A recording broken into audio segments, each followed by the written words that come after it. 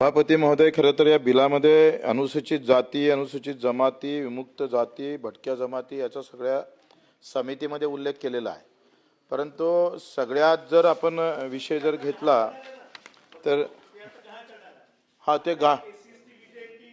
ते याच्यात एक अध्यक्ष कर्मचाऱ्याचा असून तक्रार निवारण समिती सदस्य आहेत. विद्यापीठ तशा परिसंस्थेच्या कर्मचाऱ्यांची ग्रहाणी तक्रार निवारण समितीकडे दाखल केली जातात. आता त्याच्याऐवजी आपण काय लोकपालला आपण देतो आहे. पण हे सगळं करत असताना मी वारंवार ह्या विषया अनुषंगानं मंत्री महोदयाकडे बरेचदा हा विषय मांडला का विद्यापीठामध्ये खरं तर अतिशय प्रभावी साधन आहे ते शिक्षणामधलं, आणि मला असं वाटतं का प्रचंड ताकद निर्माण करणार आहे. हे विद्यापीठ हे काही लहान संस्था नाही आहे, प्रचंड ताकद आणि ऊर्जा देणारच एक मोठी संस्था आहे. पण या संस्थेमध्ये दिव्यांगाला व्यवस्थित टाळलं आहे, बाहेर केलेलं आहे. दिव्यांगाला व्यवस्थित बाजूनं करण्याचं काम गेल्या 75 वर्षापासून होतं. तुम्ही एक सांगतोय सभापती महोदय, आजही मूकबधीर विद्यार्थी जे मूकबधीर आहे, कानानं ऐकायला येत नाही, बोलता येत नाही, त्याच्या शिक्षणाची व्यवस्था 10वी शिवाय 11वी 12वी पर्यंत पूर्णता झालेली नाही आहे. अजूनही त्याचं पदवीधर शिक्षण नाही. मग मूकबधीर विद्यार्थ्यांना पदवीधर शिक्षण घेऊ नये का? त्या सगळ्या संदर्भात मला असं वाटतं का या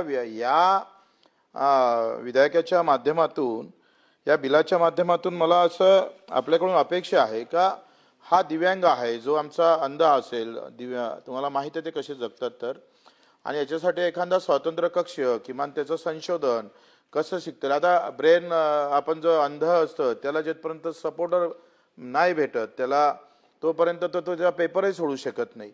या सगळ्या विषयावर दादा तुम्ही असताना मला वाटते एक असं विधेयक आपण आणलं पाहिजे. जरी हा विधेयकाचा विषय नसला तरी ते मी जे मांडतो ते फार महत्त्वाचं मला असं वाटतं का महत्त्वाचं आहे.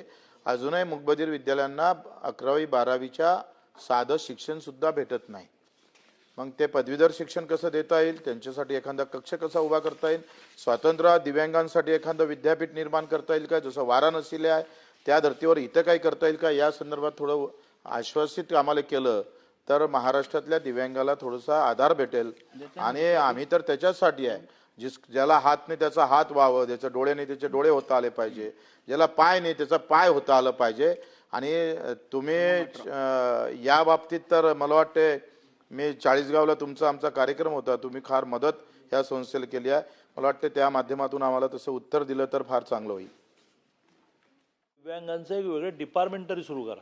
मी त्यांना लगेच सहमती दर्शवली. म्हणजे अगदी आठवड्याभरामध्ये ते करू, कारण ते सोपं आहे. पण मूळ त्यांची जी म्हणजे त्यांचं मला एखाद्या विषयाच्या बद्दलची बांधिलकी की मला चकित करून टाकते, तसं ते दिव्यांग आहे आणि त्यामुळे ते दिव्यांगाविषयी इतकं लावून धरतात. त्यामुळे तो मूळ विद्यापीठाचा विषय पण आणायलाच लागेल. पण त्यांची लगेचची मागणी आहे तर मान्य करताच येईल, पण हा विधेयकाचा विषय नाही, विधेयकी त्याला आणावं लागणार नाही.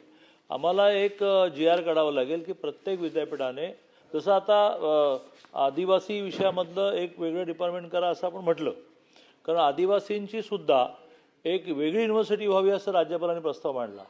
आणि मग आदिवासी मंत्रालयाकडून असं आणलं की असं वेगळं काही करू नका, विद्यापीठातच त्यांना सामावून घ्या, आणि ते झालं. आता दिव्यांगांच्या विषयामध्ये सुद्धा दिव्यांगाचं एक वेगळं डिपार्टमेंट असावं प्रत्येक विद्यार्थी, असं आम्ही GR काढू.